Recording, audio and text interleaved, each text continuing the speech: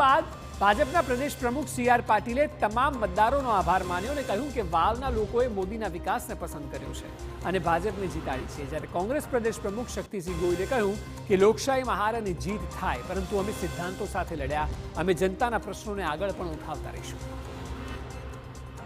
મોદી સાહેબના નેતૃત્વમાં વિશ્વાસ કરીને વિકાસને મહત્વ આપીને એમના વિસ્તારનો વિકાસ થાય એના માટે મોદી સાહેબના નેતૃત્વમાં અનેક યોજનાઓનો લાભ પણ એમના ઘર સુધી પહોંચે એના માટે, એમની આવનારી પેઢીનું ભવિષ્ય પણ બ્રાઇટ થાય એના માટે એમણે ભારતીય જનતા પાર્ટીના ઉમેદવારને મતદાન કરીને જે જીતાડ્યા છે એના માટે હું વાવના સૌ મતદાર ભાઈ બહેનોનો ખૂબ ખૂબ આભાર માનું છું।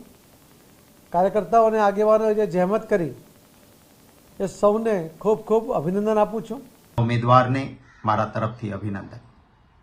અમે થોડા મતોથી ન જીતી શક્યા એનો રંજ જરૂર છે, પરંતુ હાર અને જીત એ લોકશાહીમાં થયા કરે।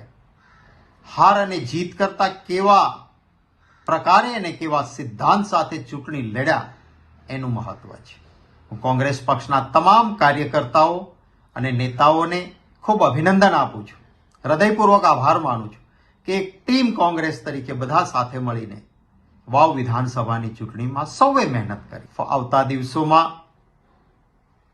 અમે સતત લોકોની વચ્ચે રહીને કામ કરતા રહીશું અને લોકોના પ્રેમ અને આશીર્વાદ સાથે લોક પ્રશ્નોને ઉઠાવતા રહીશું।